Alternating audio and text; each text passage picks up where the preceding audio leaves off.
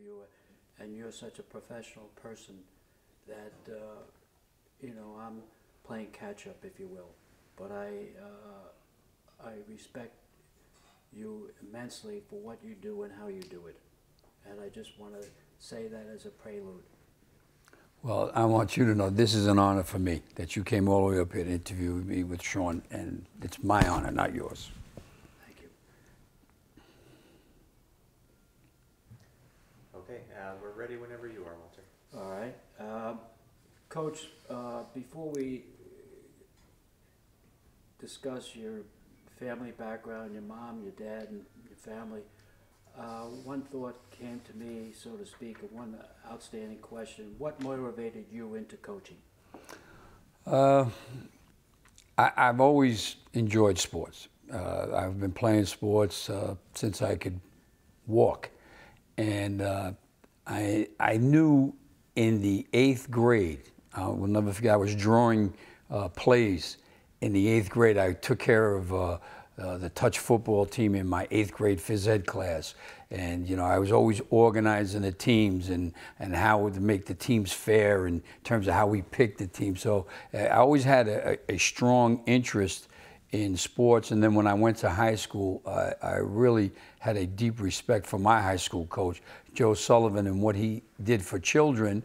And I think in watching him do his job, I felt that that's what I wanted to do. I wanted to be a coach. You came from a strong family, Tony, and if you don't mind elaborating on your mom's role, your dad's role, and obviously your brother Don, and so forth, that would be helpful to know about. Yeah, my dad was born and raised in Yonkers, New York. He was a terrific athlete. I wasn't really aware of that till I got older, but he loved sports. He never forced me to play. He, we were always watching it on TV, and we all just became involved in athletics through the interest that he showed without kind of forcing me into sports and training and the types of parents that you see today. My dad wasn't like that at all. He just, if you want to play, go ahead and play, and if you don't have to. Just be a good kid. That was my father's attitude. My mother was really the disciplinarian in the family. She was the toughie, and we always could talk to my father. My mother, we were afraid of, and if we did something wrong and she found out about it, we knew there was going to be a problem. So they kind of worked that in tandem in raising us. I had an older sister, Carmela, who lives in Oklahoma, who was a cheerleader in high school, and certainly my brother, who was 6 years younger than me, kind of followed in my footsteps and wanted to do what I did. And before he died, he had a terrific career. So, we were a sports-minded family, but it really wasn't forced on us. And I always will respect my dad for that he kind of let us do what we want as long as we were good kids. I would assume that role model as a coach was Joe Sullivan. Were there other coaches that you, in effect, in your professional career as a coach, teacher, tried to emulate? Well, there was another gentleman. I went to Archbishop Stepanak in White Plains, New York. Joe Sullivan was the head coach, and actually my cousin Tony Amendola was an assistant and a former player for Stepanak. And I kind of idolized him because, when I was younger in the 7th and 8th grade, I used to go watch him play. So I wanted to be like him. But in my professional life, I think the person that I have tried to emulate the most without actually copying was Vince Lombardi. And I felt that, and I still feel, that he was the greatest coach who ever lived, bar none, in my opinion. I think for what he did in the short period of time that he had on earth was just phenomenal.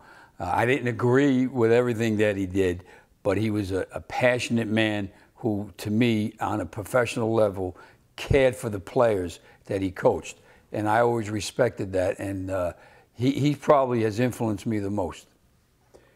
Tony, what has been the most enjoyable part of coaching, and as a counterpart, what is the least objection? What is the most objectionable part of coaching? Probably the greatest enjoyment is dealing with young kids. They keep you young. You know, I'm getting up there in age, but I still go into school every day, and you know, you have to have a certain mindset to be on the same page with young kids and to see them develop as people. I think we're too concerned these days with a kid getting a scholarship, about possibly being a professional athlete. You know, how about being a good person? How about being the best fireman you could be, the best policeman you could be? And I think that we've gotten away from that. And, you know, I've been coaching so long that, you know, why would I still coach? Or, you know, how many games can you win? And I just think it's the relationships and seeing the kid develop.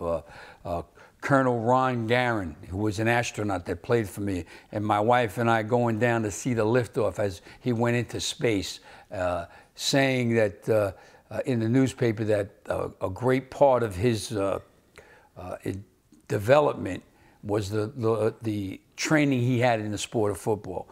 And I think that seeing people develop as successful people in other areas other than college or professional sports is what really makes me want to keep coaching. I have no timetable on when I want to stop. And probably the thing that I dislike the most is the emphasis these days on the stars and the scholarships and the possibility of being the next Michael Jordan. I just totally disagree with that. As a high school coach, are we supposed to be developing professional players? Is that why we run high school sports? Or are we supposed to be developing people to become better people? And I think that, you know, when you take the stats and they talk about training all year round for one sport so they can get a scholarship, when only 4% of the population that plays high school sports in any sport will make a college team. Now, I'm not even talking about scholarships. We'll just make a team. So what are we doing for the other 96% that plays a high school sport? So I think that bothers me is you know, when a coach tells a kid to come out for a sport, you know, because you can get a scholarship, I just think that's wrong, and I just don't like it. What advice would you give to parents of student athletes in the age category of 13 to 18, Tony? I am 100% against specialization. I just think it's wrong. The era of the three-sport athlete, we're losing that, and that's not right. It's not fair. I think kids should play all sports. They don't have to specialize. If they're going to become a great player, a possible scholarship player, a potential pro someday, they don't have to train all year round. It'll just happen because they're that good. So that kid shouldn't be training for football all year round with me. He should be with me for football, and then he should play basketball, or he should wrestle, he should go out for the baseball team or the lacrosse team, and he should enjoy his high school experience. And as long as all the coaches are on point in terms of training kids, because we have now learned that you can become faster. You can learn how to jump higher through training. And as long as you're training for all the sports, I think that I'm just totally against this specialization. In addition to what you just answered, Tony, what advice would you give to a student athlete who wants to improve? You would be surprised or shocked about the importance of the physical training aspect of becoming a better athlete.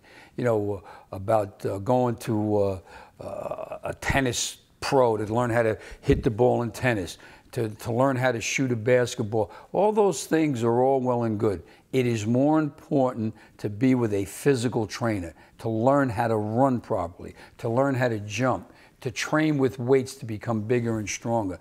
And you know, around this country, girls are now training with weights out in the Midwest, and they're getting great results. So I think the most important thing, I think, for a kid to do when he's young, you know, when he reaches the age of 12, is to start taking care of his body. Learn how to jump rope. learn how to do agility drills, learn, you can actually learn how to run faster. And